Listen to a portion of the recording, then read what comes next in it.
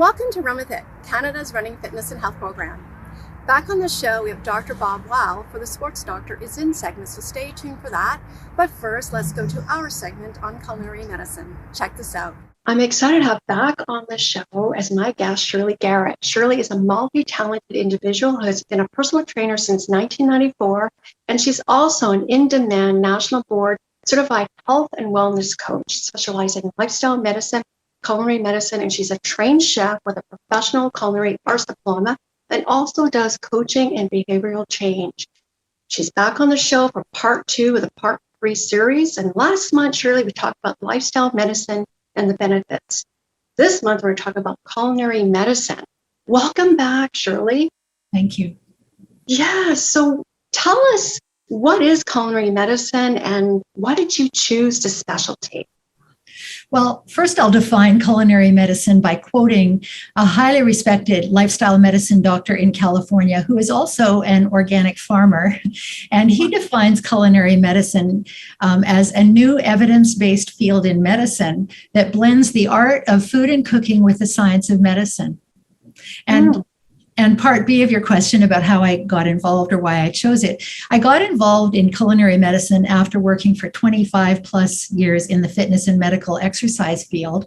And after attending numerous fitness and lifestyle medicine conferences, it became clear that I wasn't the only one noticing that my clients and my rehabilitation clients in fitness were often missing the mark on achieving healthy weight and better health. And it was usually not because of lack of exercise, but it was due to their poor diet quality or eating habits.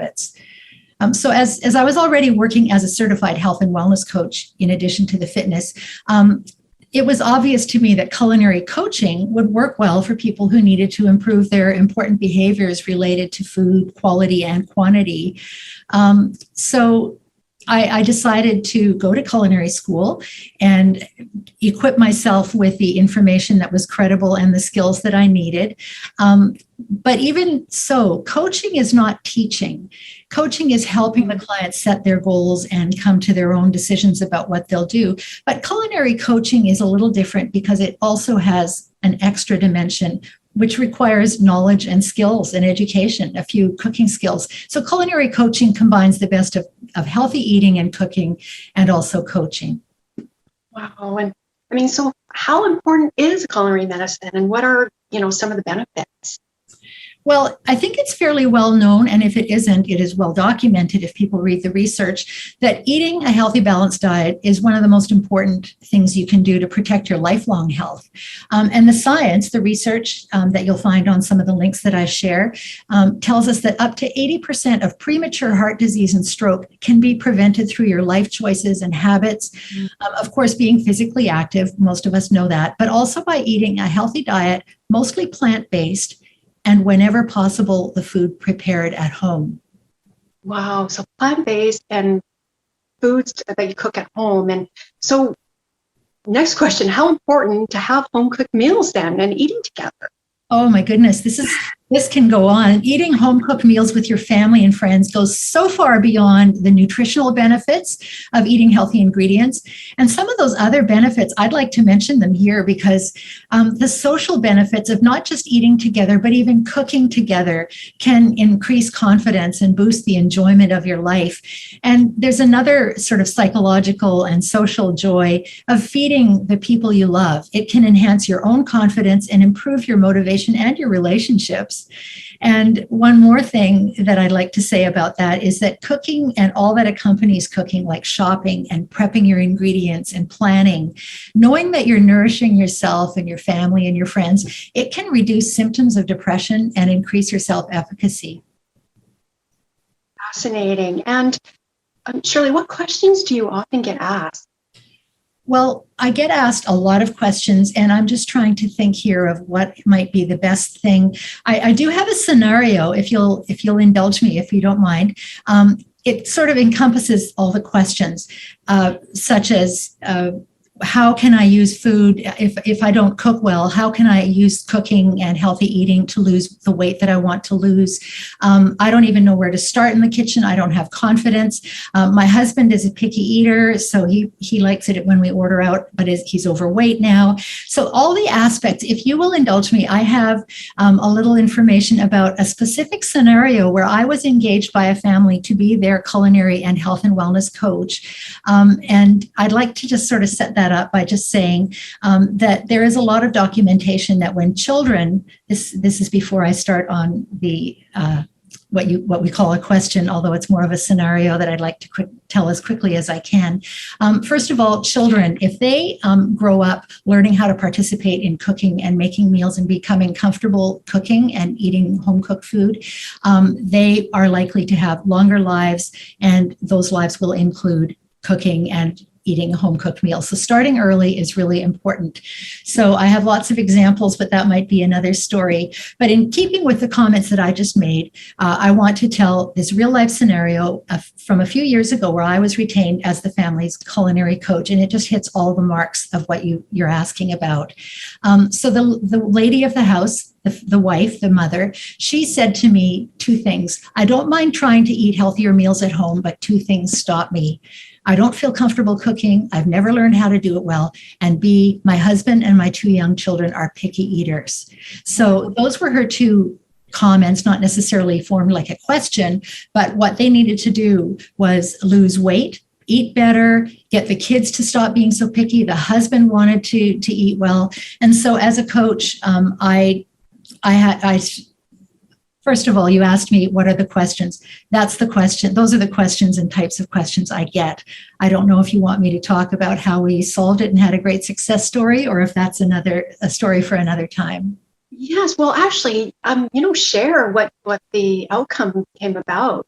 Okay, well, I'll keep it as brief as I can, but it's a bit of a long thing. It took a year for this to go. So she had her 1-year vision of getting this all done, losing weight, no picky kids, eating well, cooking at home, being confident. So her vision included that. So we set these up in short-term goals. And one of her first things was to set a SMART goal of starting to learn how to get groceries so they have healthy food in the house, because she had a toddler in a high chair. I think toddlers are in high chairs. It was a little one I don't have kids, but it was a child in a high chair and a 5-year-old girl, a preschooler. And so going to the grocery store was a nightmare for her. So her first goal toward that vision of eating well at home was, how am I going to get healthy groceries in the house? So with the help of our goal setting, she went to the supermarket that had online ordering. This was a few years ago, so it wasn't quite as common as it might be now. And she ordered her groceries online, and then it was easy to strap the kids into the car and go pick them up at the grocery store at the drive-through when they called and said it was ready. So she didn't have to tow the kids to the grocery store. That was one of her big barriers. She couldn't do it, but now she could. So she solved that problem. And then once they started having fresh produce in the house, and her picky kids wouldn't, and her husband also didn't want to eat certain things. But for kids, if they have a hand in choosing what goes on their plate, if they get some say, they're going to eat it. So she bought colorful fruits and vegetables, and then she'd cut up carrots into nice little matchsticks, and she would slice zucchini into little half moons. And she bought purple cabbage and sliced it. So lots of colors. And she let her daughter, her 5-year-old, choose what goes in the meal. And it happened to be that they were going to add a few convenience factors into this whole new thing about cooking and eating well at home. And so what they just, and one more thing, the husband was picky, but also said he agreed healthier meat rather than red meat would be good, maybe some fish twice a week. That was another goal. So, but the fish was dry. She tried it and he complained, dry. Well, she's not a great cook, but she's learning. And so together we set more goals. Parchment paper for cooking. Well, you can't cook dry food in there. It will always steam and be moist. And it was fun for the kids. So what she did was she bought fresh fish. She prepared colorful vegetables that her daughter could choose what goes in her own parchment packet. Each piece of parchment that goes in the oven got a piece of fish. And then each piece of parchment got an array of pre-cut vegetables that the mom cut up, and the daughter got to choose what she wanted. She got to choose for her daddy what goes on his fish, and her little brother in the high chair, he gets some fish on a parchment. And then they used a plastic jar. Glass is good, but because the daughter was getting involved and she's just little, we used plastic with a nice lid, and a little sesame oil, soy sauce, lemon juice, and garlic went into this jar, and the daughter got to shake it up like a vinaigrette and poured a little on top of each flat piece of parchment with the fish and the colorful vegetables that she had chosen. So she's going to eat them because she chose them.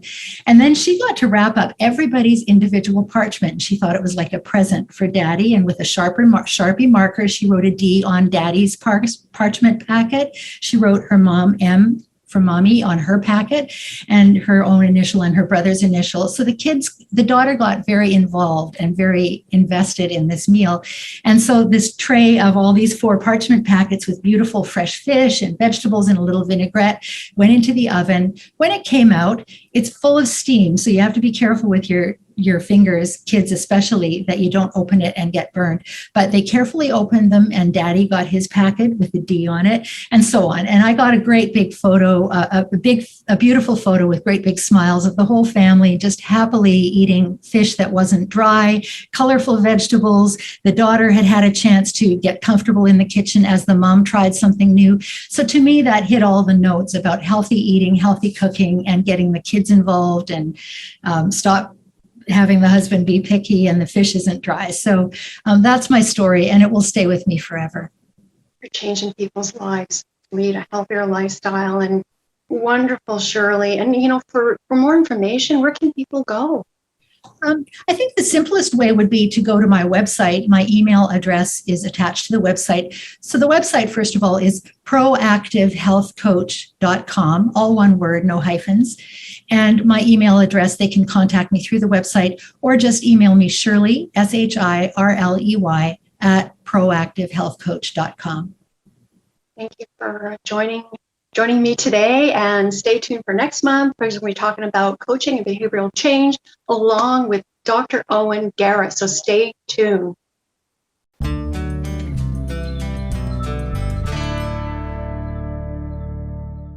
Joining me is Dr. Bob Weil, and he's back on the show for the Sports Doctor is In segment, and he's going to be talking about shin splints. Welcome back, Dr. Bob. Hi, Christine. It's always nice to be back with you. The world of sports medicine education. It's a pleasure to participate with you as a serious runner yourself, a previous competitor, and we've had some great topics that we've covered on Run With It. And one of the common problems, when we've talked about common problems, last month we talked about plantar fasciitis, is so-called shin splints. Even though shin splints, Christine, are not a medical diagnosis, pain in the bottom of the leg between the knee and the ankle, usually on the inside of the shin bone, is the common area of discomfort. And it could be anything from a stress fracture to tendinitis to a muscle imbalance. So we tell people all the time, you need to get a proper diagnosis if you see that you're dealing with this on an ongoing or a recurring basis. Sometimes in the beginning of a season, when the ground is hard, think football practice and the ground is like frozen, or getting on that basketball court, running hard all of a sudden, where we overuse those muscles, that happens. But many times we see when it's recurrent or persistent, Dr. Weil, every time I get to that 3-4 times a week, every time I try to do that 3 to 5 miles at a time, et cetera, my shins hurt. And many times we're telling people that when that's the case, we take a look at foot mechanics. As a sports podiatrist, I could say to you, over 85% of the so-called shin problems I see that are persistent or ongoing in joggers or runners are foot related, where we see, for example, that overpronation, excessively flat foot, straining the muscle trying to stabilize that position. Every time you hit the ground when you're running, you're hitting the ground with 2-3 times your weight.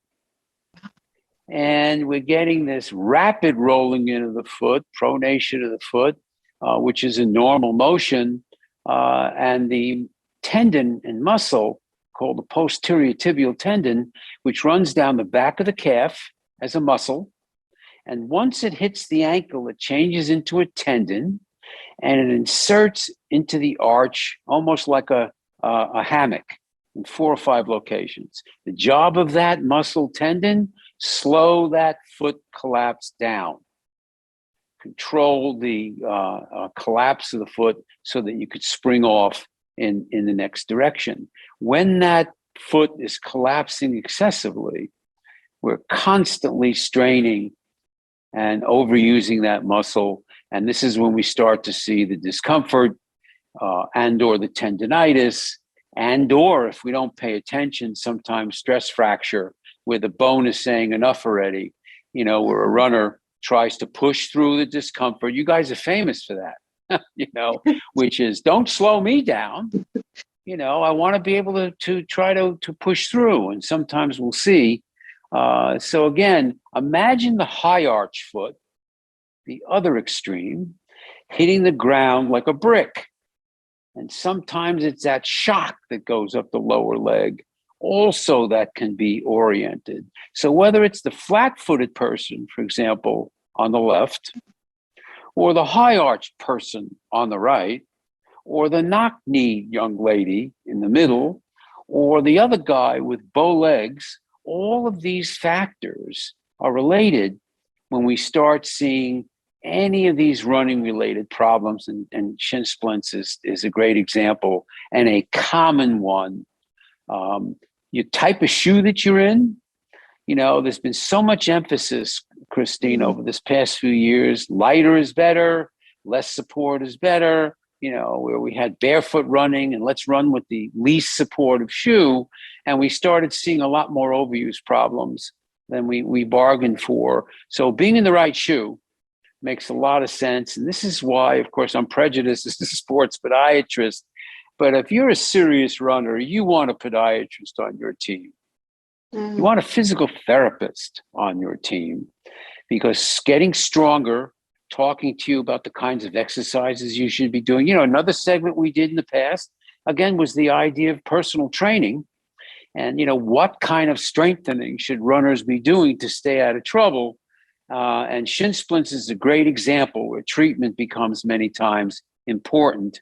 And one of our famous expressions that you runners, it's not your favorite, intelligent rest. Yes. Be a walker for a week or two. Back off your mileage. Investigate what you're dealing with so that 6 months later, you don't need to take 2 months off because, man, you got a stress fracture. Now we got to really back off, maybe put you in a boot. So you want to pay attention to these running-related injuries. Remember, again, running is the same position, foot strike after foot strike after foot strike. Everything's the same, a lot of hitting the same way. So overuse becomes a concern. And one of the key overuse problems, like we mentioned last week with plantar fasciitis of the arch of the heel, is aggravating the shins. Next time we'll go to the back of the leg, we'll talk about Achilles tendinitis.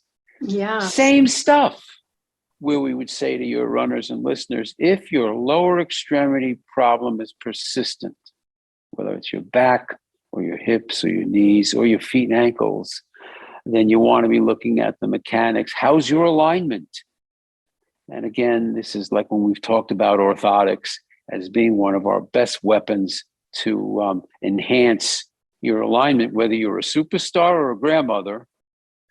And I'm going to throw in, after those examples, having one leg slightly longer than another, or having a hip rotation problem, which might be related to, especially if you're running every day or 4 or 5 days a week or 6 days a week. Or how much mileage do you put in a week? About 50. Yeah, 50 you're serious. Yeah, 50 miles. You've stayed out of trouble semi forever.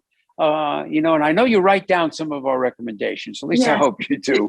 I do. Right. Those are the two things, again, Christine, when we talk on Run With It, talk about the sports doctor, the two things all athletes and runners care about. Can I prevent trouble? Prevent injuries, number one. And can I enhance my performance if that's what I'm interested in? Can I be faster? Can I have more endurance? Can I be more high performance? And those are the two things we all care about. And this is why I, enjoy my participation on Run With It and the Sports Doctors in segment, because we can share some of these important points so that more and more of your runners stay out of trouble, even if they're top competitors or they just want to use running and jogging or walking as a fitness activity, which is, so highly recommended. Yes. And Dr. Bob, for more information, where can we go? Gee, did I use up my 8 minutes already? It's amazing. Yes. Right. If people go to sportsdoctorradio.com, they could find out when my radio show is. It's live every week from 3 to 4 Central Standard Time on BBS Radio. They can read a lot of my articles. They can see all sorts of different hoopla with our participation, with our thousands of followers on Twitter and Instagram. So the best place to go is sportsdoctorradio.com.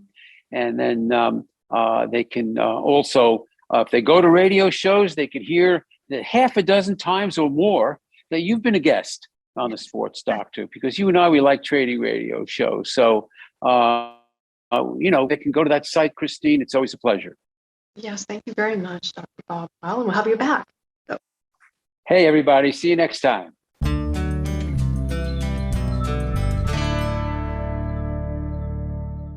Thanks for watching. If you have a question or comment about today's episode, go to our website, which is runwithit.ca. Until next time, run with it. Run With It is sponsored by the BC Sports Hall of Fame, Mallory's Fashion Network, Craft Academy Salon, and proactive health coach Shirley Garrett.